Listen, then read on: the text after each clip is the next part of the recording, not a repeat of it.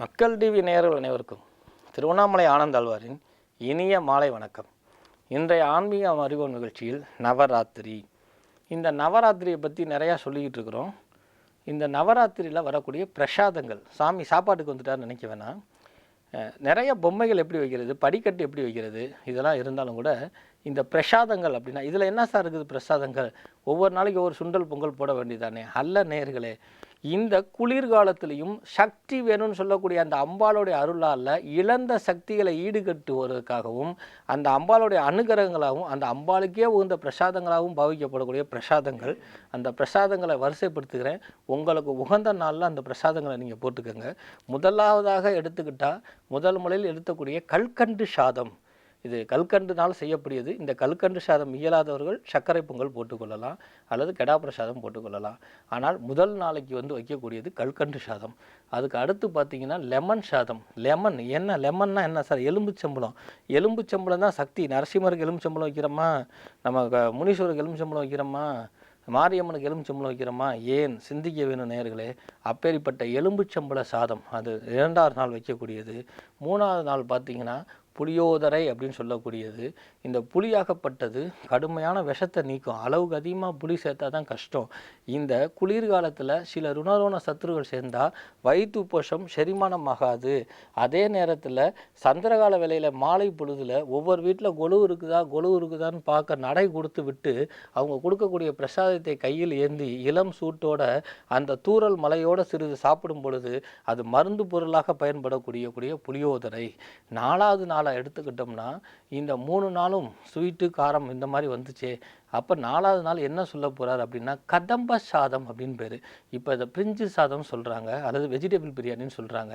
இந்த கதம்ப சாகப்பட்டதில் English காரியாகப்பட்ட beans இதெல்லாம் போடுவது அவளுடைய விருப்பமாக இருந்தாலும் பிரதானமாக கதம்ப சாம்பார் அப்படின்னு சொல்லுவாங்க. கதம்ப சாம்பார் கேள்விப்பட்டிருப்போம்.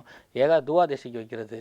கதம்ப சாதத்தில் அனைத்து வகை காய்கறிகளும் போட்டு ஒன்றோட ஒன்று ஒட்டாமல் இருக்கக்கூடிய கதம்ப சாதம் விநியோகப்படுத்துகிறப்போ எல்லா விதமான சத்துகளும் சேரப்பட்டு அந்த அம்பாளுடைய அனுகிரகங்களால் நமக்கு கிடைக்கிறது. இதற்கு ஊடால சுண்டல். அது என்ன மாதிரி சுண்டலுங்கிறத உங்களுக்கு அடுத்த நிகழ்ச்சியில் சொல்கிறேன்.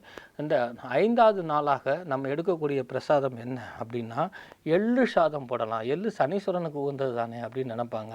பிரதானமாக எள்ளை வறுத்து பொடியாக்கி சாதத்தில் போட்டு நல்லெண்ணெய் ஊற்றி சிறிது பட்டும் படாமல் கிளவி கொடுக்கக்கூடிய எள்ளு சாதமும் நவராத்திரி அன்னைக்கு உகந்தது. ஏன்னா இந்த வராகியாகவும் அம்பாள் இருக்கிறாள் அப்படிங்கிறத நம்ம நினைவு கூறணும். அந்த மாதிரியாக இருக்கக்கூடிய எள்ளு சாதம். நான் சொல்கிற சாதம் தான் போடணும்னு அவசியம் இல்லை. அவளுக்கு தோணுனது போடலாம். இந்த மாதிரிலாம் செய்யும் பொழுது கூடுதல் சிறப்பு பெறும். ஸோ இந்த எள்ளு சாதத்துக்கு அடுத்து என்ன விதமான ஒரு சாதம் அப்படின்னு எடுத்துக்கிட்டிங்கன்னா தயிர் சாதம். சார் தயிர் சாதம் கடைசியில் சார் அப்படின்னு இருக்காங்க. அல்ல நேர்களே, தயிர் சாதங்கிறது பங்களாபாத் மாதிரி. நீங்கள் சூடாக சாதத்தை வடிச்சிட்டு அதில் எவ்வளோ தயிர் ஊட்டினாலும் அது இறுகிவிடும். சிறிது வெண்ணெயை போடும் பொழுது அது நெலுன்னு என்று ஒட்டாமல் இருக்கும். அதுக்கு பேர் பங்களாபாத்துன்னு பேர். அந்த தயிர் சாதம். ஏன் என்றால் மழை காலத்தில் தயிர் சாதமா அப்படின்னு கேட்கலாம். அந்த தயிர் சாதத்தில் தாளிக்கப்படுவதும் அதோட கொத்தமல்லி போடுவதும் கூடுதல் சிறப்பு பெற்று அதுவும் ஒரு வகை சத்தை கொடுக்கக்கூடியது. ஏன்னா மாரியம்மன் காளியம்மனுக்கெல்லாம் தயிர் சாதம் உகந்தது. ஏன்னா கால அவகாசம் கருதி ஒவ்வொரு சாதத்துக்கும் என்னால் விளக்கம் சொல்ல முடியல. அதுபோக இந்த தயிர் சாதத்துக்கு அடுத்து மீண்டும் என்ன சாதம் அப்படின்னு கேட்டிங்கன்னா சாம்பார் சாதம் அல்லது சம்பா சாதம்னு பேர். சம்பா கோர்மை மாப்பிளை சம்பா அப்படின்னு ஒரு அரிசியே இருக்குது. சம்பா அரிசி அப்படின்னு இருக்குது. இதெல்லாம் இப்போ காலத்தில் கிடைக்காது. கிடைச்சாலும் விலை மதிக்க உள்ளது. அதை காட்டிலையும் அதை வயனமாக சரி பண்ணான்னா அது உணவு சரியாக இருக்காது. அதனால சாம்பார் சாதம் சொல்லக்கூடிய சாம்பார்னால் செய்யப்படக்கூடிய சாம்பார் சாதம். ஏன் நவராத்திரிக்கு இவருக்கு பிடித்ததாக சொல்லி கொண்டு இருக்கிறாரோ என்று எண்ண தோன்றும். அல்ல நேயர்களே, ஒவ்வொன்றையும் ஒவ்வொரு சத்து இருக்குது.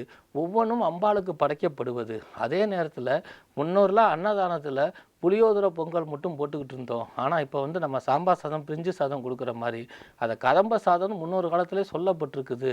சாம்பார் சாதங்கிறது முன்னொரு காலத்திலே இருக்குது. அதனால தான் கல்யாணத்தில் சாதம் சாம்பார் ரசம் தயிர் வடைன்னு வச்சுருக்குறாங்க. அந்த மாதிரி அந்த சாம்பார் சாதத்தை கொடுக்கலாம். இந்த மாதிரி சாதம் செய்து கொண்டு வரும் பொழுது வெண்பொங்கல் இதுவும் ரொம்ப முக்கியம். இதை முதல் நாள் இல்லாட்டினாலும் இடையில எந்த நாளாவது ஒரு நாள் வெண்பொங்கல் போடணும். அது பெருமாளுக்கு உகந்ததாக இருந்தாலும் அம்பாளுக்கு உகந்ததாக. ஏன்னா அது கடுகு சேர்க்கப்படுது, இஞ்சி சேர்க்கப்படுது, அதுவும் காரத்தன்மையை கொடுக்கும்னு சொல்லக்கூடிய இந்த வெண்பொங்கல் இதற்கெல்லாம் அடுத்ததாக எடுத்துக்கிட்டோம்னா நம்ம சரஸ்வதி பூஜைக்கு போடக்கூடிய தேங்காய் சாதம். ஏன்னா சரஸ்வதி பூஜைக்கு தான் அந்த தேங்காய் சாதம் போடுறது உத்தமம். ஸோ இதெல்லாம் இன்னும் எண்ணற்ற சாதங்கள் இருக்குது. இதனோட கூடுதல் அம்சமாக என்ன மாதிரி சுண்டல்கள்லாம் சேர்த்துக்கலாம் அப்படின்னு நினைக்கலாம். இந்த சுண்டல்களில் பைத்தம்பருப்பு சுண்டல், சின்ன மூக்குக்கடலை சுண்டல், அப்புறம் ஒரு நாளைக்கு பெரிய மூக்குக்கடலைனா கொண்டக்கடலை. அந்த கொண்டக்கடலை அது வந்து ப்ரௌன் கலர் தான், வெள்ளை கொண்டக்கடலை தான் அவளுடைய விருப்பம். அதுக்கப்புறம் பார்த்திங்கன்னா தட்டைப்பயிர் சுண்டல். தட்டைப்பயிர் இதுக்கு சேர்ப்பது இல்லைங்கிறது சில பேர்த்துக்கு பிடிக்காது. விருப்பம் உள்ளவர்கள் சேர்த்துக்கொள்ளலாம். இல்லைனா கொள்ளு சுண்டல் இருக்குது. அதே போல் கொள்ளில் சுண்டல் போடலாம். கடலைப்பருப்பு சுண்டல் அப்படின்னு சொல்லக்கூடிய நம்ம சமையலுக்கு படுத்தக்கூடிய கடலைப்பருப்பு இருக்கு இல்லையா, அந்த கடலைப்பருப்பு சுண்டல் இதெல்லாம் ஊடால கொஞ்சம் சேர்த்துக்கொள்வது இந்த அதாவது பிரதம ஆயுத பூஜை மட்டும் அல்லாமல் சரஸ்வதி பூஜை அப்படின்னு சொல்லக்கூடிய இந்த நாள்லையும் இந்த நவராத்திரி இருக்கக்கூடிய 9 நாளுகளுக்கும் இவ்வகையான பிரசாதங்களும் இவ்வகையான சுண்டல்களும் வர்றவங்களுக்கு இவங்க வீட்டுக்கு போனோம் இந்த இது கொடுத்தாங்கங்கிற மகிழ்ச்சியும், அந்த அம்பாள் என்னை நினச்சி உருகி நீ இப்படிலாம் செஞ்சுருக்கீங்கிற மகிழ்ச்சியும் கொடுப்பாள் அப்படின்னு சொல்லி கூடுதல் அம்சமாக சரஸ்வதி பூஜைக்கும் ஒவ்வொரு 3ஆம் நாள், முதல் 3ஆவது நாள், அடுத்த 6ஆவது நாள், 9ஆவது நாள், இந்த 3 நாள் கேப்புக்கு நீங்கள் உளுந்த வடை செய்வதும் கூடுதலாக சிறப்பு பெறும் என்று சொல்லி நவராத்திரி மக்கள் டிவியில் மட்டும் பிரசாதத்துக்கும் வலியுறுத்தப்படுகிறதுனா இதைத்தான் நீங்கள் செஞ்சு ஆகணுங்கிறது நோக்கம் அல்ல. ஆனாலும் கூட இதை செய்யும் பொழுது பாக்கியம், மேலும் நன்மை, மேலும் சுப பலன்கள் கிடைக்கும், அதோட உடல் ஆரோக்கியம் பேணப்படும் சொல்லி உங்களிடமிருந்து விடைபெறுவது திருவண்ணாமலை வாசி ஆன்மீக அறிவியல் அறிஞர் திருப்பணம் கோரக்நாத் அடிமை டி. ஆனந்தாழ்வார். வணக்கம்.